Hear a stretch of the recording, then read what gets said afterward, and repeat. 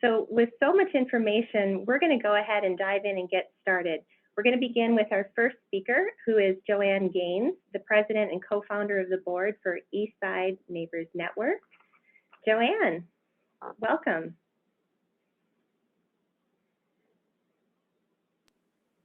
Got to unmute. Thank you. Thanks for this opportunity, and let me share my screen. Here we go. So, whoa, sharing on I'm representing the Eastside Neighbors Network. Thank you, Joan and Juliana and the Gardens, for this opportunity to talk about our work, because it's kind of something new. I represent the Eastside Neighbors Network. I'm a co-founder. We're nicknamed ENN, and I would say that the Gardens at Town Square was an early sponsor of this nonprofit organization. So why do we exist? What are we? I'm sure you're wondering. Most adults want to stay in their current homes and communities as long as they age. And we all know how much social connections help us thrive, but we can lose them as we grow older. And this study goes back to 2012 here, but half the time those of us who are living alone or just with a partner can become isolated because our family and friends have moved or whatever. So what are our options? Well, an emerging solution is something called virtual villages. Not sure how many of you have heard of these, but they've sprouted up all over the country.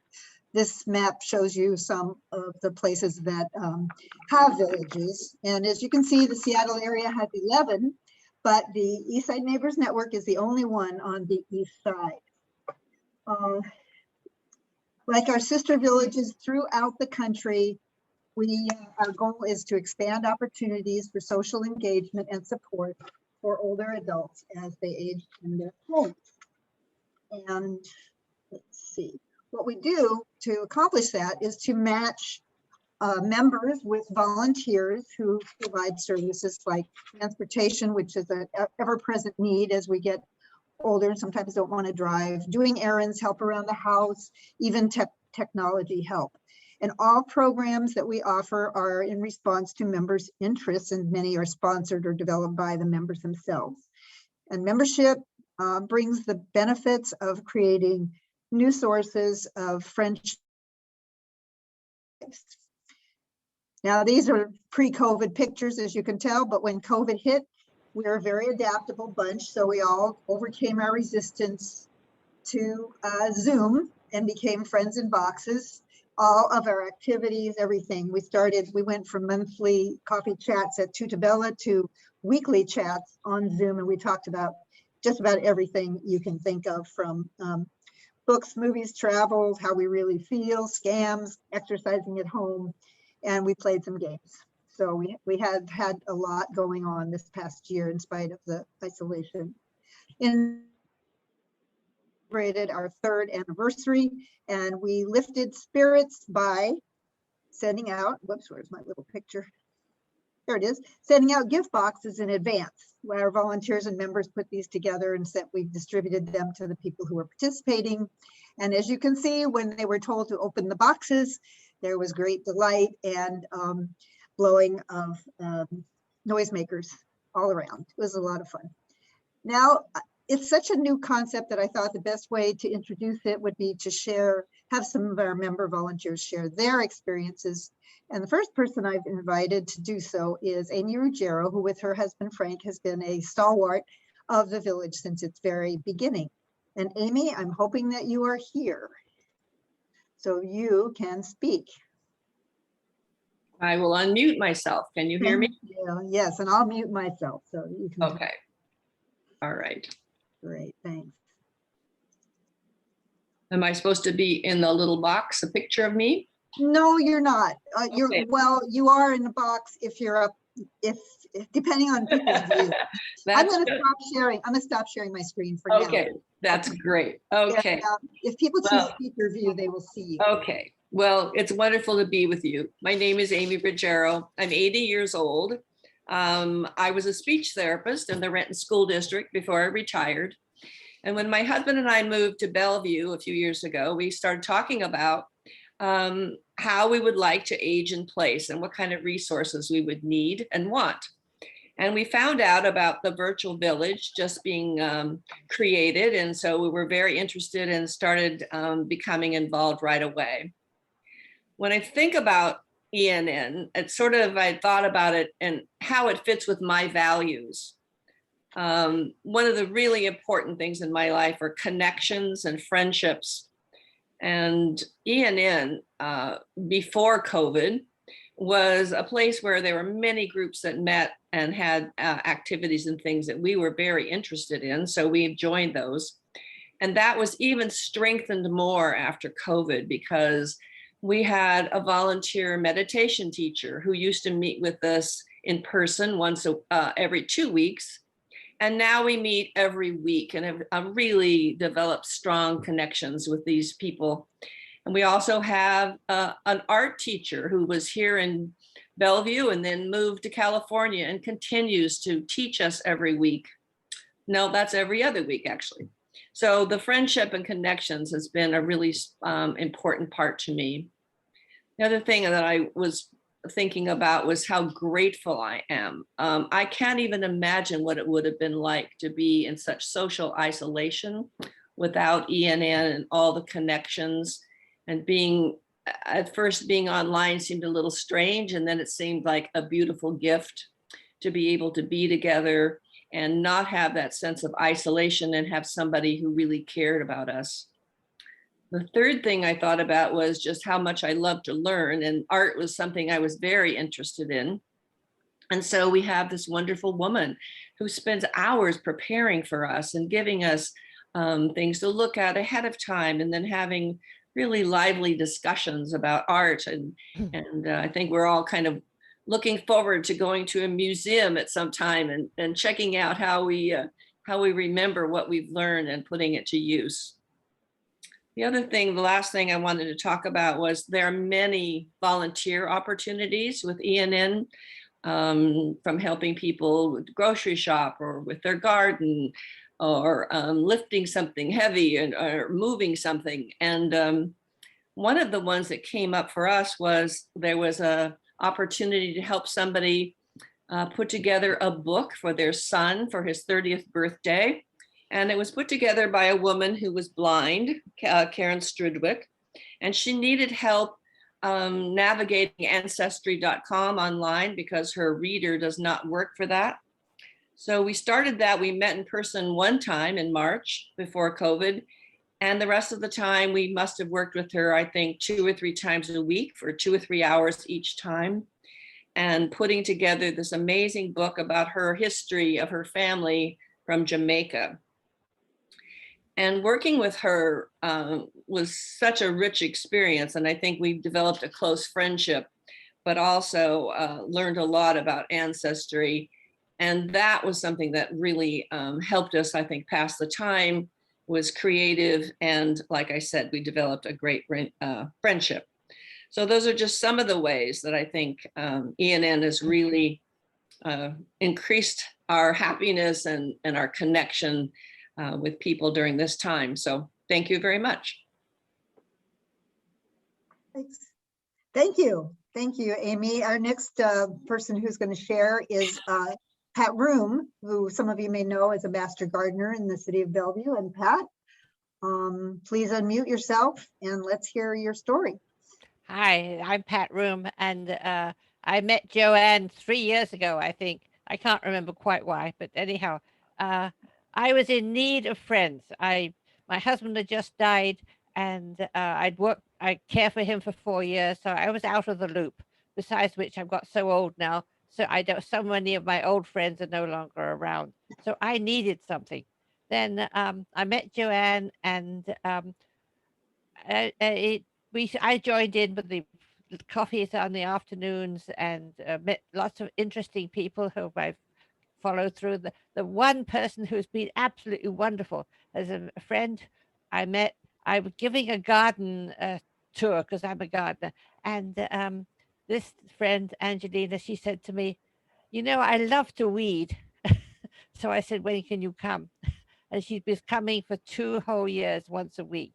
And then it turned out that with the COVID arriving and I was stuck at home, and I thought, well, I need to write some books. I've got all these things, all this information, and Angelina turned out to be an editor, and so between us, we worked up. I wrote 3 books in 2020. One of them is called the Memories of an Octogenarian, and anyone who's interested in history will be interested in it because I grew up in wartime London.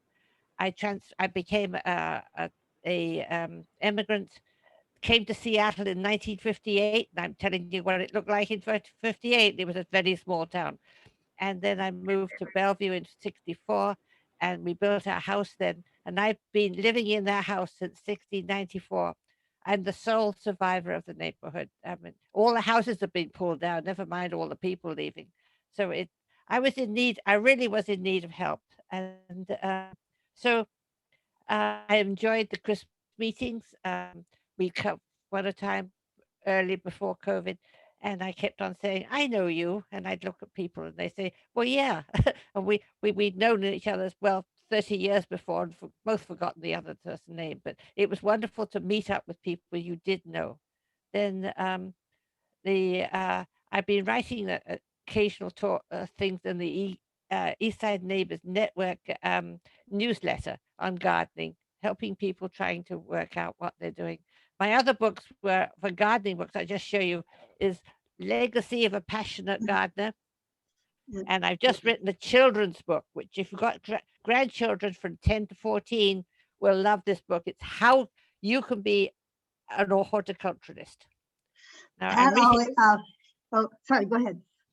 I just want to interrupt to say that we have put links to her articles and to her books for sale on our website. So you can find all that information there. Pat, I think we need to move on to Bobby. Did you want to? Oh, yeah, sure. I've just about said my thing. So thank you. I just want to say to people, too many people have said to me, I wish I hadn't left my house. I missed getting my fingers in the dirt. So don't leave your home too soon. Great advice. Yes. Okay. Now, Bobby Izuo is our final speaker. She is a board member of ENN and also has been with us for quite some time. Bobby, unmute. I think she's here. Bobby? Oops. Maybe not.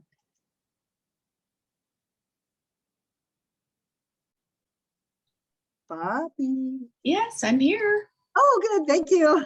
Okay, it's your turn. Okay. We're a little over time, so I know you'll be. All right. Well, I just want to say that after I retired from teaching, I discovered a second career in the senior housing industry. And through that, I worked as a community relations director and found an opportunity to use my teaching skills to teach seniors and their families about different options. Well, after I retired from there, I attended a presentation on virtual villages. And there, wanted to know more about these villages that were being established all over the country for seniors that were still living in their homes, but looking for support like transportation, light tasks around the home, and social activities. Long story short, I wanted to be involved with this group that was pursuing a village in Bellevue. And through that, it's been such a rewarding journey working with wonderfully talented and committed people with a vision to connect neighbors for friendship and well-being in life's third act, our ENN statement. So you've heard from our members and volunteers and some of the things that ENN has brought to their lives. We also have offered free public and social gatherings and talks such as fall prevention, emergency preparedness, gardening for seniors by our own Pat Room, senior property tax relief, and more. We also have organized activities such as walks and movies and tours, and interest groups like bridge, mindful meditation, and art appreciation. there's so many volunteer opportunities, and it just depends on what your passion and talents are. So as we all hold on to staying independent in our home, there will be a time when we may need more help changing the light bulb or transportation. So it's so important that we learn what services are available to support us as we remain at home, like organizations like ENN, to help us fill some gaps so that we're able to stay connected with helping hands and with social interactions. So it's been my experience in teaching and working with seniors. It's taught me to have a plan, learn everything that's available to support us as we are in our homes, as well as the options when we choose to leave our home. So I hope that today will give you some opportunities to find out all different kinds of support for all of us. Thank you. Great, thank you, Bobby. So that's pretty much what we wanted to say. Their contact information is on the screen at the moment, but I'll stop sharing shortly so the next speaker can come up. I just want to thank everybody for being here and let us know if you have questions. Okay, thanks, Joanne. Thanks for all the members for taking the time to speak with us. Again, you're welcome to place any questions in chat if you'd like. We'll get going with our next speaker in just a second, but I do want to take just a moment to maybe have an opportunity to ask one or two questions. If you don't have an opportunity to get your question answered today, though, don't worry. We will be following up with an email at the end of the presentation that will have contact information for all of the different resources, so you'll have an opportunity to follow up directly there too. But I'll pause for just a second. Are there any questions that anyone would like to ask quickly before we move on? I'll ask one question that sometimes we get when folks are curious about ENN, which is the geographic area in which you currently live. What does that need to look like in order to be a member of ENN? Great question. We originally started in Bellevue with hopes to expand and take over the entire east side, but it turns out that's a big task. So we currently do focus our volunteer services on the Bellevue area, and with Zoom, we have certainly been open to people coming from anywhere to our Zoom presentations, unless they were specifically just for members. I see John Burnett has a hand in the air. Is that a question? Well, I think Nest is a virtual village in Northeast Seattle, and I think they charge something to be a member. Now, do you charge to be a member? Is there a charge for that or not? Yes, Nest, Wider Horizons, PNA all have villages. There's way more in Seattle that are in various stages, and we charge two levels of fees. A social member is $120 a year, or if you're a couple, it's a little more. And a full service member, if you need transportation and other kind of help, is $300 a year for a single person, a little more for a couple. Thanks for that question, John. Thank you. Okay. All right. Thank you. Thank you once again, Joanne, and everyone from ENN. And I think now we'll go ahead and move on with Chris Strand, who's the community liaison at CareAge Home Health, to share her knowledge about home health services, Medicare, and skilled nursing. Chris, welcome. Thank you. Thank you. And I'm not able to see chat as I'm speaking, so Joan, just let me know if you see any questions. My name is Chris Strand, and I work with a company called CareAge Home Health and also Mission Healthcare at Bellevue. I'm a career social worker. I've worked in hospitals, rehabs, and then more recently, home health. I'm here to share with you about you and your Medicare benefits. So I'm going to share just about a couple of the Medicare benefits, home health and skilled nursing. So first with home health is a service that's provided in the comfort of your home without having been in the hospital. All that's needed is a doctor's order. Home can be wherever you call home. It could be your family's home. It could be a temporary hotel. It could be an assisted living, adult family home. It is whatever you call home. even temporarily. Home health is appropriate for people when it's difficult and taxing to leave the home. And if there's a need for skilled services, such as a nurse or therapy, and if you've seen your doctor in the last 3 months. Home health services, or the team of clinicians, include 6 disciplines: registered nurse, licensed therapy, such as physical, occupational, and speech therapy, medical social work, and also a home health aide.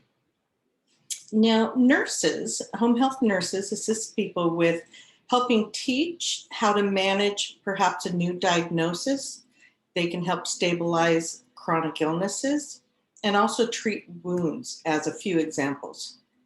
Therapists, they help patients regain physical mobility, independence with activities of daily living like dressing, grooming, bathing. Then speech therapy, they assist, of course, with speech, but also with swallowing therapy and also cognitive retraining. I think that's little known. Then home health aides, they help with bathing primarily and grooming, but they're not available to assist with household chores and errands.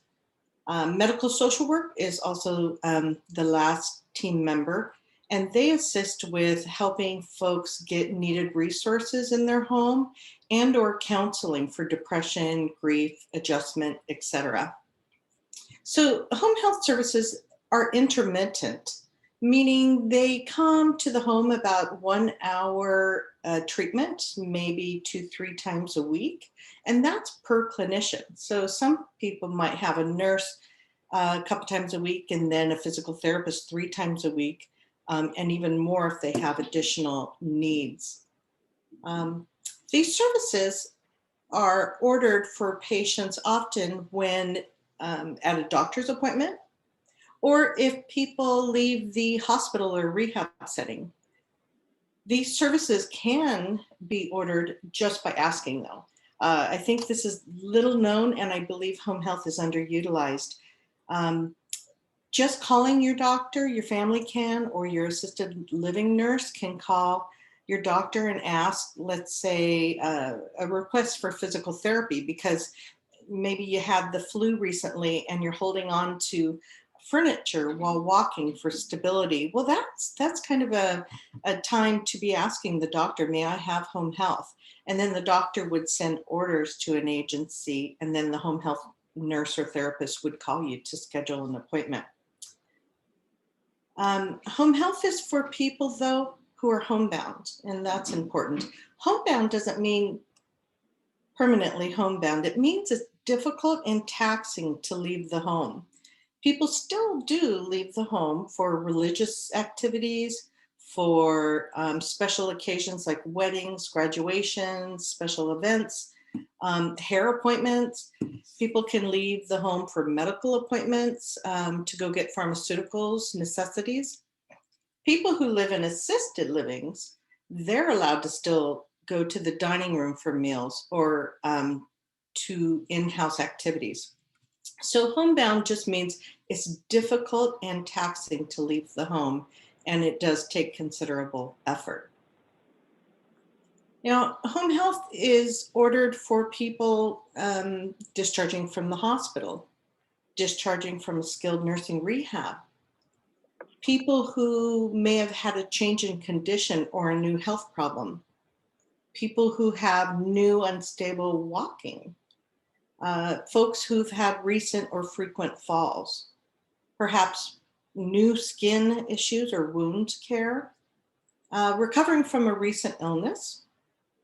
Home health also assists when somebody's had just a recent decline in function, perhaps aspiration risk or swallowing issues. And a big one is new diagnosis and being able to learn how to manage the new diagnosis, medications affiliated with that, teaching and training how to manage that diagnosis. Also, we help with chronic illnesses like CHF, congestive heart failure, diabetes, stroke. One thing to know, there is no exhausting the home health benefit. The premise of having home health is to stabilize people at home so that they don't end up at the hospital. So the benefit is just never ending.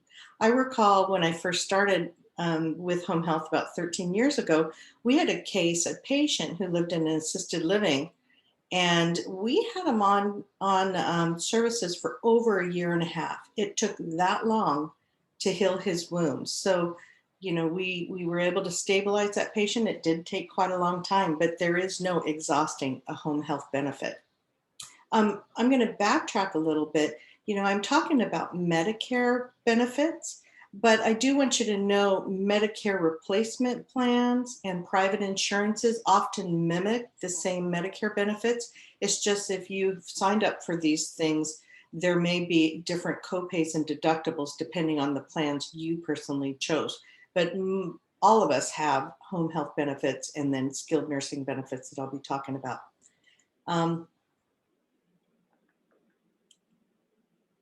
So home health is different than outpatient.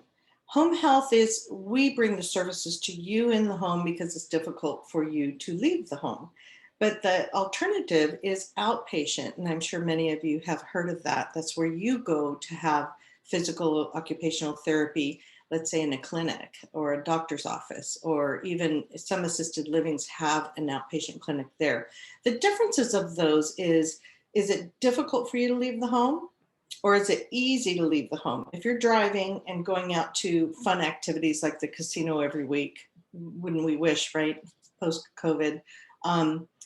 If you're driving and going out, then you're not homebound. So outpatient would be a choice as opposed to home health. Home health is 100% covered. Outpatient is 80% covered, but the remaining 20% is billed to supplemental insurances if you have that. Home health not only does physical and occupational therapy, but they do nursing, social work, and bathing assistance, whereas outpatient is just for physical and occupational therapy. So those are those differences.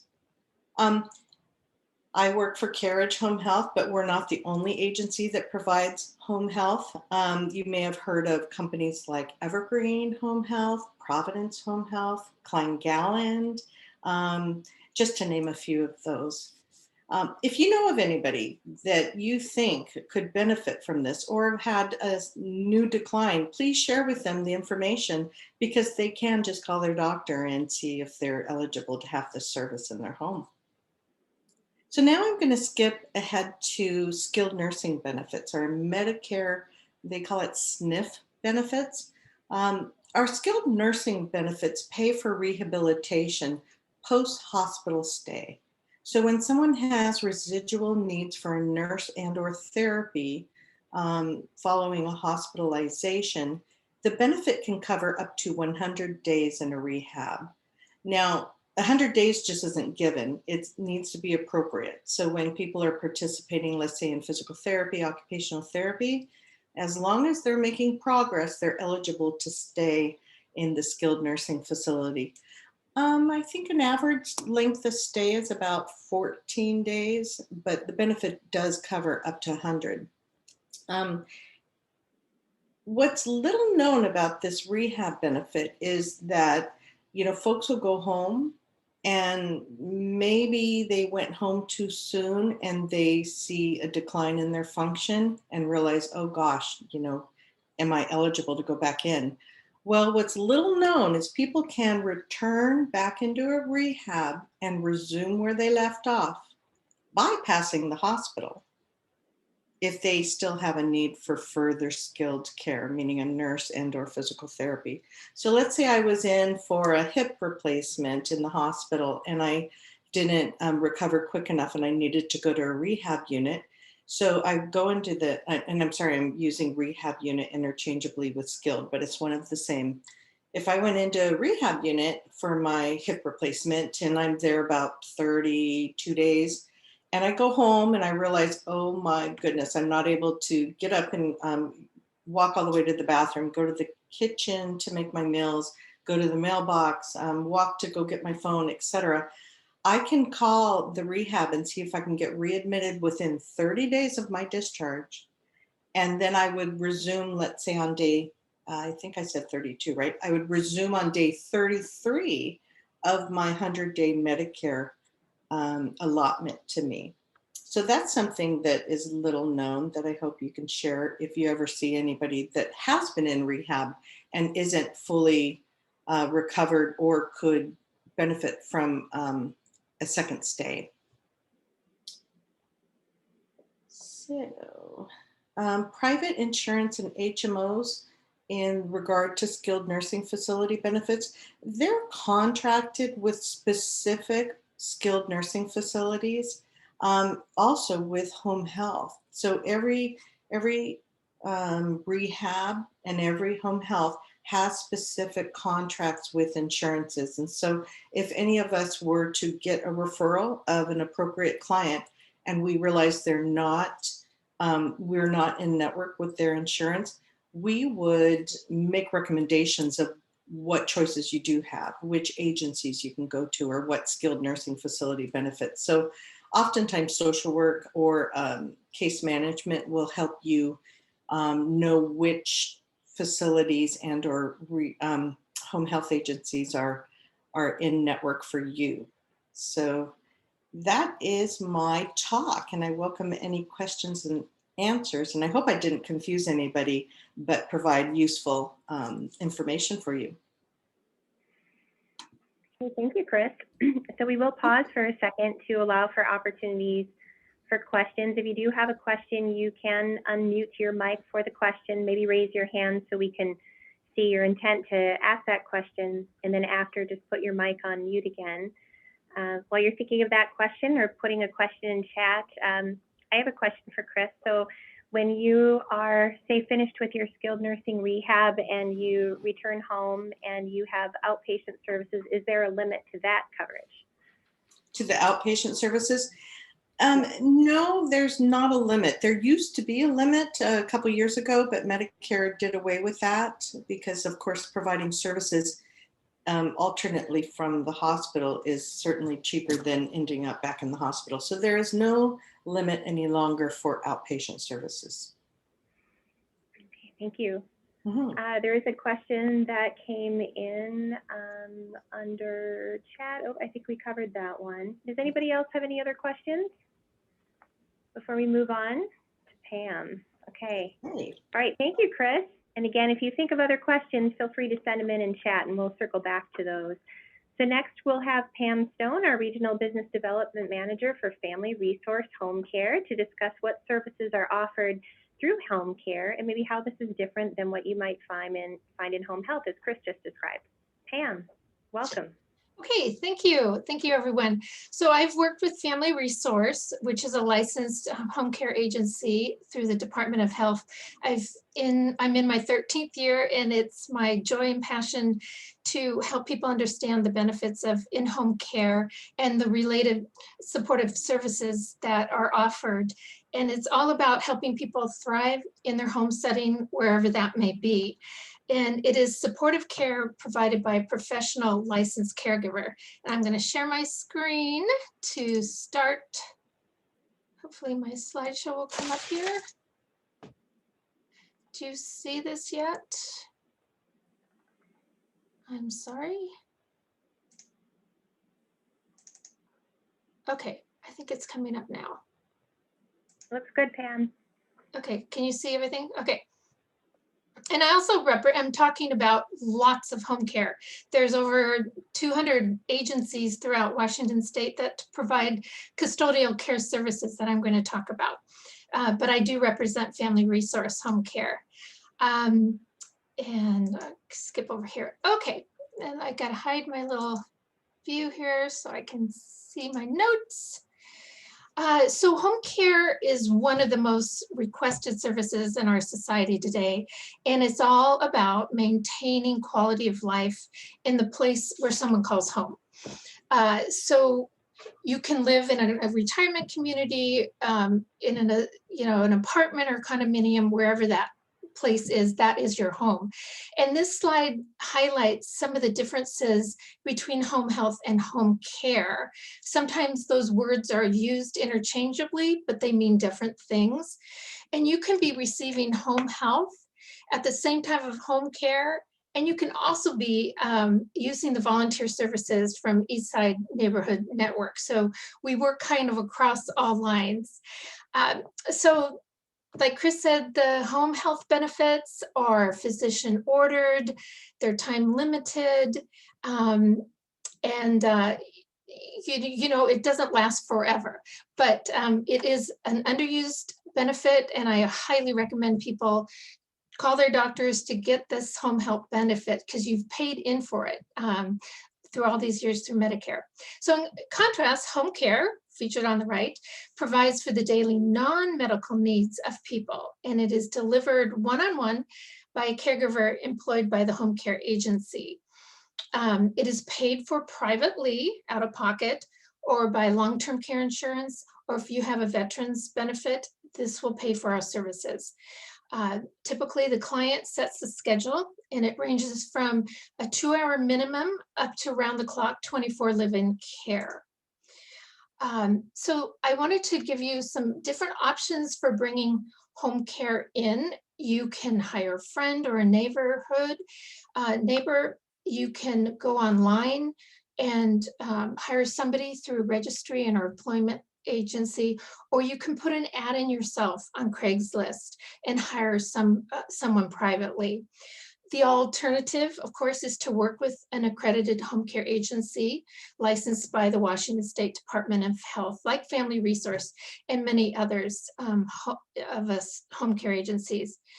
When you hire through a home care agency, the agency is the employer. The agency takes care of screening the employees, doing background checks, providing insurance. In addition, a licensed home care agency must provide direction and ongoing supervision to its employees. The agency will also be able to provide backup care if a regular caregiver is sick or on vacation. We are routinely audited every 2 years to ensure compliance with state guidelines. If you hire a caregiver directly or privately, you become the employer and are responsible for scheduling, supervision, filing payroll taxes, tax forms, and verifying that the employee can legally work in the United States. In addition, a private caregiver likely will not carry his or her own liability insurance or workers' compensation. Therefore, if an accident occurs on the job, you would be liable. It is a cheaper alternative though. But I just wanted you to be aware of some of these questions that you might want to ask yourself before you go that route. So the goal of home care is to help everyone thrive in their everyday life, wherever they live. So if you're living in an apartment or condominium, we will come to you there. If you live in a home that you shared with your spouse for over 40 years, we will come to you there. Or if you already live in an era community like the Gardens at Town Square or some of their other communities, we will help fill in the gaps with the services that the community is already providing. And home care is not just for people 65 or over.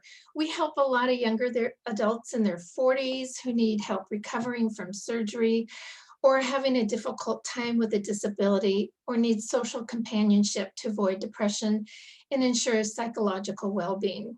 And we've cared for many 50-year-olds that have fallen off ladders during Christmas time trying to put up Christmas lights. So it's all across the board, the people we help. So here are some interesting statistics. Currently, there are 56 million Americans that are 65 years or older, and by 2050, that number will reach 84 million, and nearly 70% of us will need some sort of assistance during that time. In-home care is a solution to this fast-growing care needs of the population, and it provides adults a choice about how and where they will age.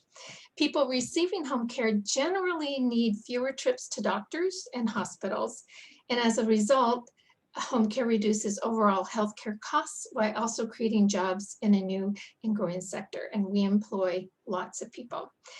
When you choose home care, you will receive individual care plan designed to help the entire family achieve life goals. And the plan will be tailored to individual needs based on your input. Once a schedule is in place, a caregiver will arrive at the appointed time each day or week to provide compassionate and personalized care. Here's another slide that shows our changing demographics. And it also points to the fact that 9 out of 10 people wish to stay where they are. And the ratio of potential family members providing care is shrinking. And there is also a growing distance between where family members live, on average 280 miles apart. So because of this geographic distance, when ongoing care is needed for a loved one, at times it cannot be provided easily, effectively, or solely by family and friends. And in addition, when caring for a loved one, family members may experience declining health due to the emotional burden and increased physical stress, even if this is done willingly and lovingly. And we provide lots of respite care just for this reason. The other day I was in church and I talked to a lady who was really struggling because her husband was recently diagnosed with Alzheimer's, and she's frustrated. She loves him dearly, but she has to get up 40 minutes earlier every day just to help him button his clothes. And so we're talking about bringing in a little assistance for her so she can get a break.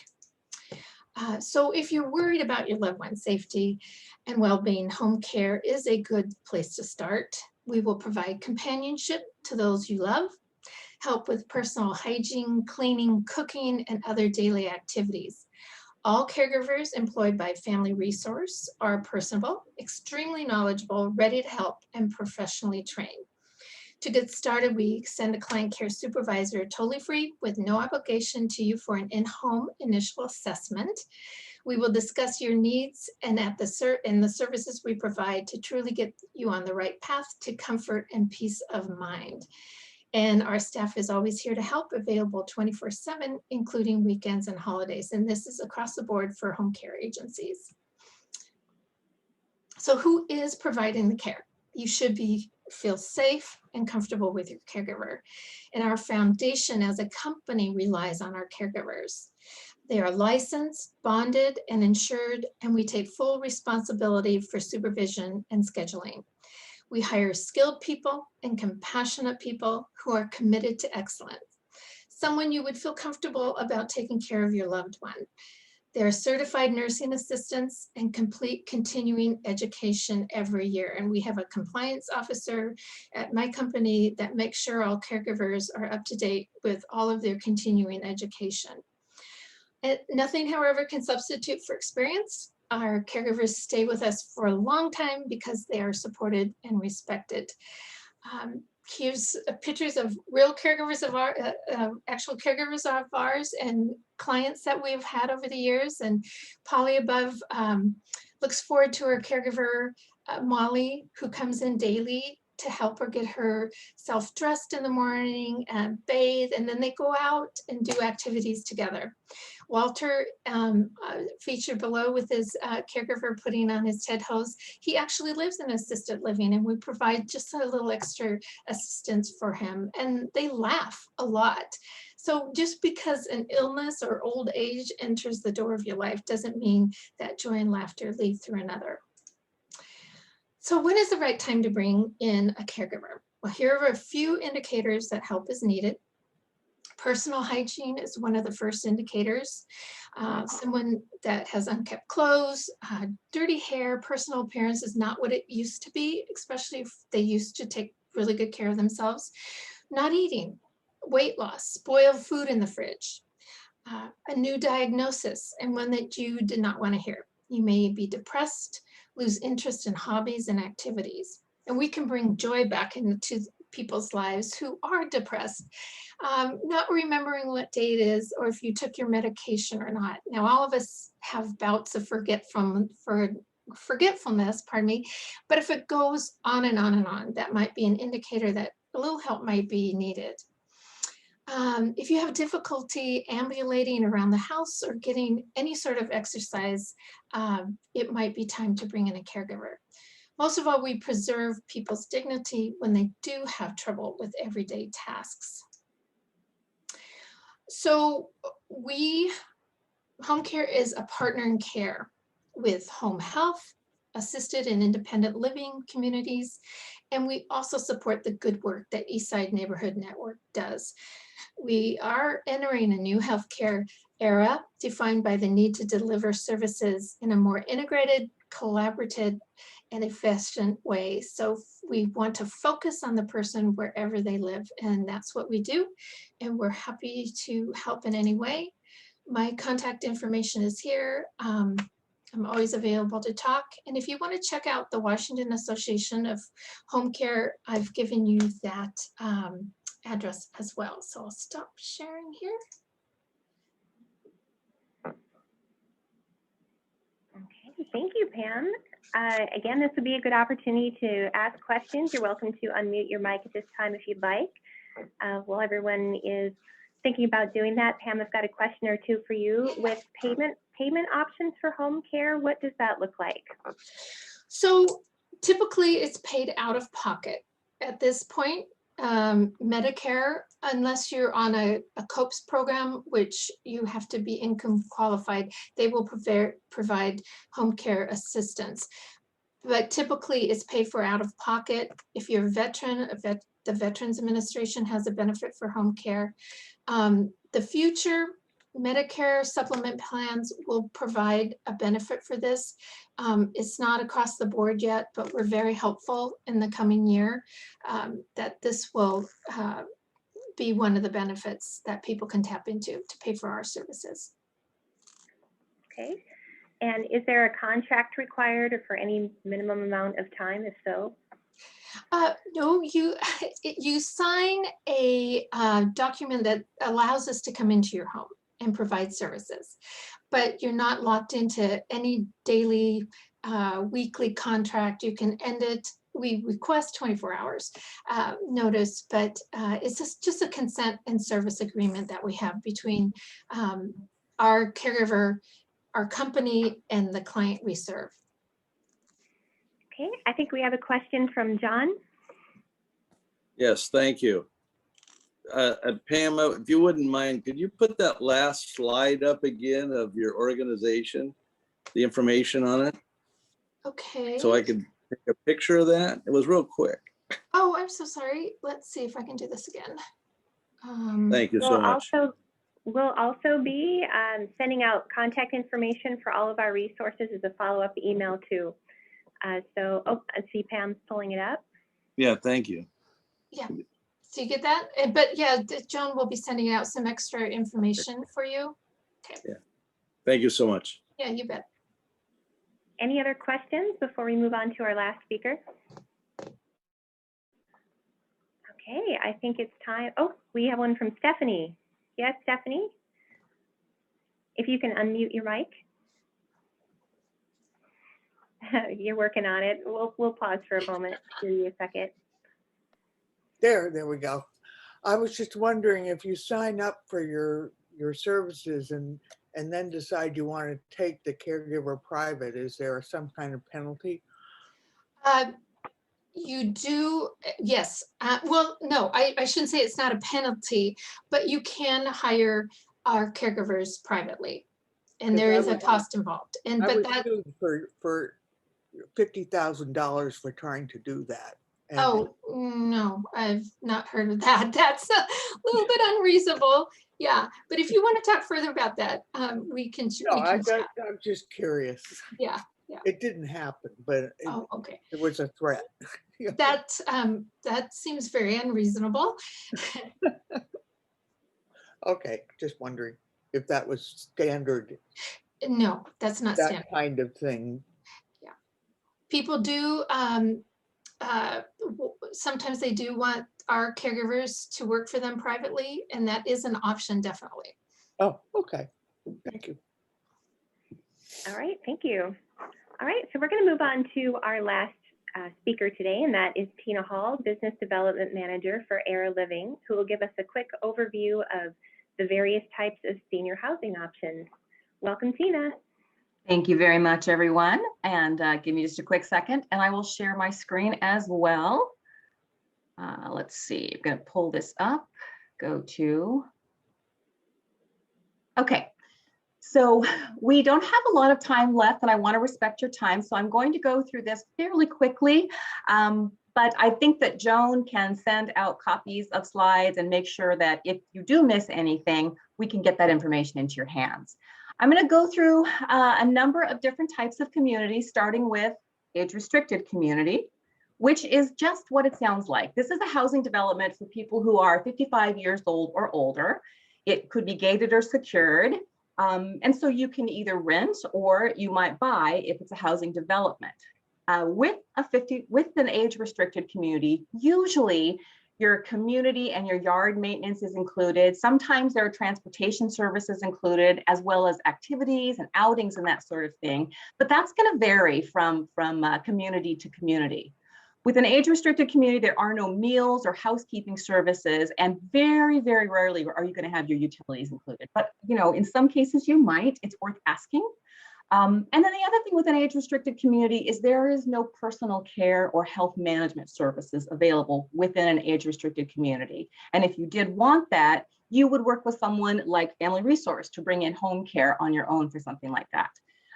They're not regulated by DSHS, and so they're not going to be liable for any changes in care or any care issues you might have. So really, this is just your standard housing development or apartment complex. The parameters being you must be 55 years or older to live there. And then next we move on to an independent living community. And this is a retirement community that is for active independent individuals who are over 62, and they may be just ready to give up the cooking and the cleaning and the yard work and that sort of thing. So moving to an independent living community provides them with a wide range of social activities, educational opportunities, lots of health and wellness and exercise programs, and a support network of other people. And oftentimes concierge services like someone at the front desk 24 hours a day in case you should need to call 911 or something along those lines, or you just need something. The focus in an independent living community is not on providing personal care, but it is on helping residents maintain their highest level of functioning and keeping them connected while they are enjoying this very active, engaged, enriching lifestyle. Your monthly rent in an independent living community is going to include the apartment, some of your meals, most of your utilities, weekly housekeeping, transportation services, obviously your home and your yard maintenance, and then all of the various activities that the community provides. Those are typically included as well. The rent and the service fees, all of that is paid for privately. And many of the independent living communities also have assisted living services available. However, in some cases, accessing services may require you to move to a different area or a different wing in the building if that community does not have something that's called flexible licensing. Flexible licensing allows a community to simply apply an assisted living license to the apartment you're already living in, you've been living in independently, so they can deliver care there rather than having you move to another area. The Gardens at Town Square, for example, does offer flexible licensing, which is just a nice thing to have. Now, if the community does not provide assisted living services, they obviously do not offer any kind of personal care, and they are not going to be regulated by DSHS. They're not going to be surveyed. And like the age-restricted community, that would mean there is no oversight in the community and no liability for any type of care issues that you might encounter. Moving to assisted living, an assisted living community is actually somewhat similar to an independent living community. It's a retirement residence for people who are over 62, and it provides some level of assistance with your activities of daily living, such as maybe medication management or shower assistance or some help with dressing and grooming. Also, like an independent living community, this type of community is going to provide a lot of social and educational opportunities. They're going to have various exercise programs, wellness programs, nursing services on site, nutrition programs, and that sort of thing. And like an independent living community, your monthly rent is going to include all of those other things like your most utilities, your housekeeping services, your transportation services, your life enrichment, and that sort of thing.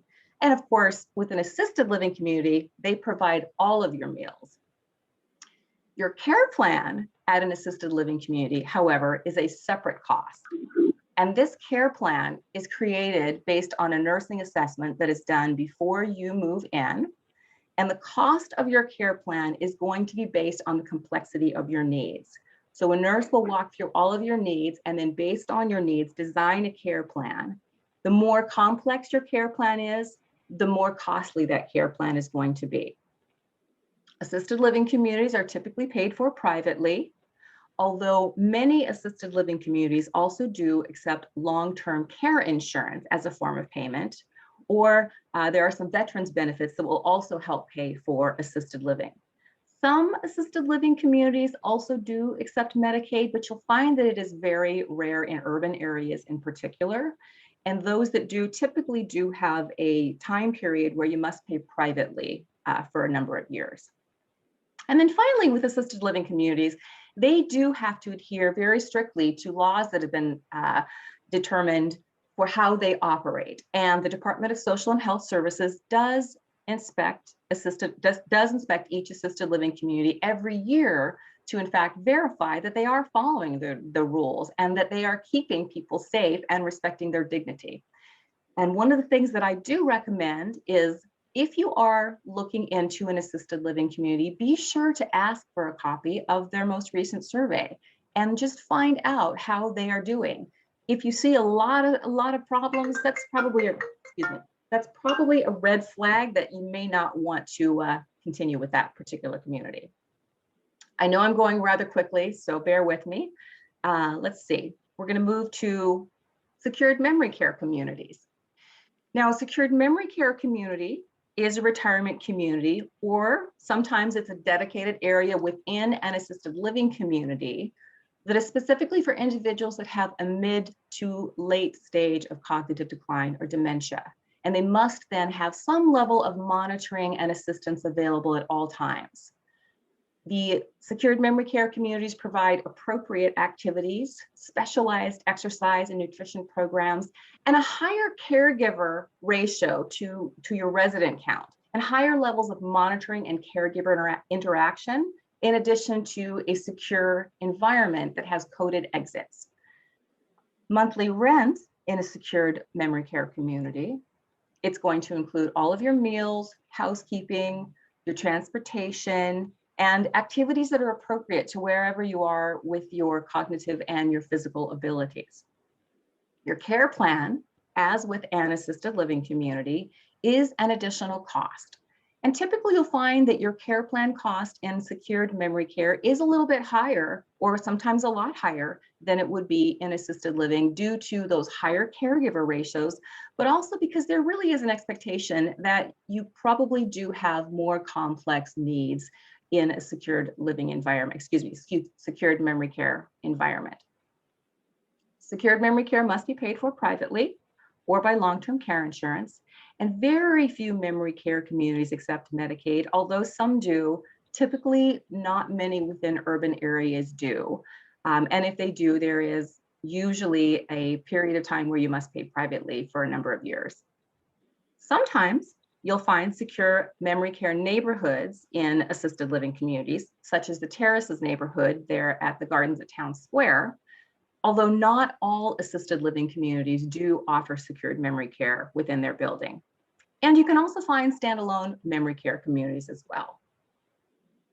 We're going to shift gears a little bit and go to adult family homes. Adult family homes are very different from the communities we've just talked about. An adult family home is a residential home that's simply been licensed by the Department of Social and Health Services to care for up to 6 individuals. And an adult family home is really appropriate for an individual that requires frequent assistance or very close monitoring. For example, someone that has an advanced level of cognitive decline, or perhaps they are a very high fall risk or have a high level of frailty. An adult family home provides a very high level of caregiver interaction, very close monitoring, usually a pretty quiet environment, and then appropriate transportation. However, the downside is there's very little activity or stimulation in an adult family home as compared to what you would find in, say, a memory care community or an assisted living community. So it's kind of a trade-off there. Adult family homes, as opposed to the independent living community, assisted living community, and memory care community, have just an all-inclusive cost where your care plan is actually wrapped into your rent. So you don't have rent plus care plan, you just have a single cost. And that cost is going to be dependent on the complexity of your care needs and things like the size of your room, what the staffing ratios are, if there's awake staff at night, and of course, where that adult family home is located. Generally, adult family homes are also paid for privately. Some long-term care insurance companies will recognize adult family homes as a care setting and pay out on a policy. Although that is less likely than they would within an assisted living community or a memory care community. If you have a policy, it would be worth asking that question before you made your move. Many adult family homes also do accept Medicaid as a form of payment, although generally that is going to require a period of private pay as well. And then let's see, adult family homes, like assisted living communities and memory care communities, they are regulated and inspected annually by DSHS. And again, I encourage you to ask to see copies of their most recent survey, just to see how they're doing and make sure that this would be an environment where you would want a loved one and where you would feel they were safe. There are literally thousands of adult family homes in the state of Washington, and the quality varies greatly from really amazing places to places that, you know, really are not so great. So my recommendation is, if you are looking into an adult family home as an option for a loved one, engage the services of an elder care advisor. I'm gonna go. Last one I want to touch on is a life plan community. These were formerly called continuing care retirement communities, or CCRCs. And these are the communities that are commonly referred to as buy-in communities or entrance fee communities. Because there is a substantial entrance fee required in order to move into one of these communities. Generally, an individual must be independent to move in. Sometimes communities like this will accept residents if they already require assisted living services, but that's not the typical.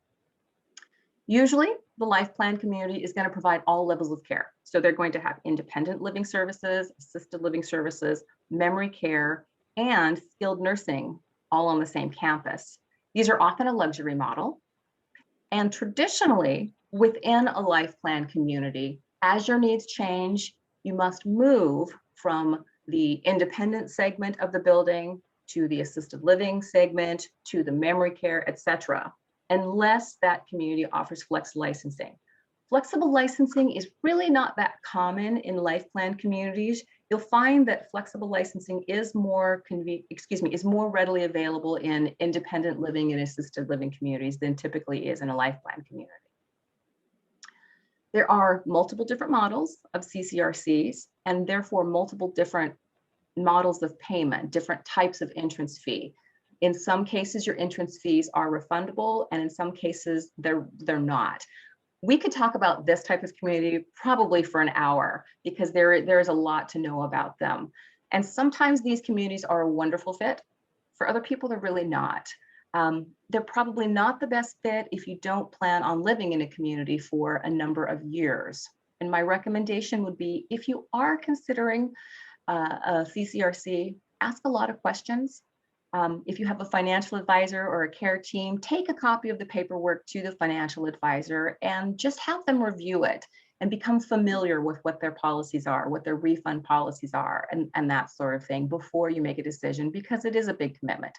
Moving to any kind of a community is a big commitment, whether it is an assisted living community, independent living community, life plan community. So I do encourage people to ask a lot of questions, look at those surveys, and get to know the communities that you're interested in before you make a decision. And I know that a lot of people do like to stay in their homes for a long period of time. And I think that's wonderful. And if you have the ability to do so, people should make whatever choice they feel is appropriate for them. But I do encourage people to not wait too long if they are considering a move to a community, simply because sometimes when you are considering a move to a community, if you wait too long, you may not qualify to move into the community that you prefer. Anyway, that's it for me, and I'm happy to take any questions. I know we are short on time, so Joan? Okay. Would anyone like to ask a question? If so, please feel free to raise your hand. I'll ask one quick question while you're thinking about that. So Tina, with assisted living and memory care environments, a lot of times we get the question when someone is touring, such as who provides the care? Is that a nurse that provides all of the care, or what is the makeup of the actual caregiving team? Are you able to cover that quickly? Absolutely. So I mentioned when we were looking at that assisted living slide that prior to moving in, you would have a full assessment done by a nurse so that they could determine exactly what type of care you required and design your care plan. Within an assisted living community, your care plan will be overseen and managed by a registered nurse. The care itself is typically going to be delivered, and that's 24 hours a day, 7 days a week, by certified nursing assistants, CNAs, and caregivers who are trained and overseen by your nursing staff. And Tina, one other question popped up in chat. Are there many life plan communities in our area? There are quite a number of life plan communities in our area, yes. Some examples, Horizon House, Skyline. Actually, there's quite a few. My brain is kind of going blank. There's Covenant Shores on Mercer Islands. So yeah, there are quite a few. Okay, thank you. Thank you, Tina. All right. Oh, I see a question from John. Yes, I'm very impressed with Tina Hall's review. And I would like to just reemphasize something that she said maybe a couple times, but it's very important. DSHS license nursing homes, assisted living, and adult family homes. They make unannounced inspections and they write up reports. And each of those facilities has copies of those reports. So if you visit any of those facilities thinking that you might want to live there, always ask for a copy of the latest inspection report to see if it's to your liking. Thank you. Excellent advice, John. Sounds like you could do one of these talks yourself. That's great information. Wonderful. Okay. All right. I think we're probably going to wrap up there with those questions. Again, if you have other questions, not to worry, we'll follow up to make sure you get connected with the right resource. So special thank you to all of our speakers for participating today, and thank you for being our guest. Little did you know, this is actually our first time doing a presentation like this in a webinar format. So you get to be the first group with that. And so as part of our follow-up, when we send you the email with the contact information, we'll also include a little questionnaire in there. Please do take the time to fill that out for us. It will be helpful to know what maybe we would do differently or do the same for an event like this for the future. So that information is very valuable to us. I'll mention too that if you learned about this event or received the Zoom link from anyone other than Juliana McKinney from the Gardens at Town Square, to please be sure to give us a call to receive the information that will come next, because that is the path that it will come, is through Juliana sending an email. I put our contact information in chat, but I'll read it for you in case for some reason chat isn't functioning well for you. So 425-688-1900 is the number for the Gardens at Town Square. You can ask to speak to Juliana, and we'll make sure then we have your email address so we can follow up with any of the information that you need. We're happy to share slides or anything else that you would like as well, but we'll start with that original email and then go from there. So thanks again. And if you'd like more information specifically about the Gardens at Town Square, as Tina mentioned, we are a community that's under the Era Living umbrella. We have a community relations team that's here and happy to answer any questions for you or send you any information there as well. Tina did mention that we operate with a flex license. So we are one of those models where you can move into an apartment as an independent resident, and if you need assisted living in the future, you do not move to a different part of the community to receive that care. There are 142 apartments there's a picture of the gardens on your screen right now. So there's 142 apartments under the Flex license within our community. And in addition to that, there are 26 private apartments that are in a special neighborhood called the Terrace, which Tina mentioned, which serves those that have moderate to advancing memory loss. And now is actually a great time to come in and visit the gardens. We are doing tours, and you'll get a chance to learn a little bit about what's happened over the past year if you haven't heard our story and how things have evolved. That our services are opening up again, like our bright and cheery Magnolia dining room, which we're known for, now serving breakfast, lunch, and dinner for all of our residents. Our bistro is open again, where you can grab a snack throughout the day and a latte when you're living here.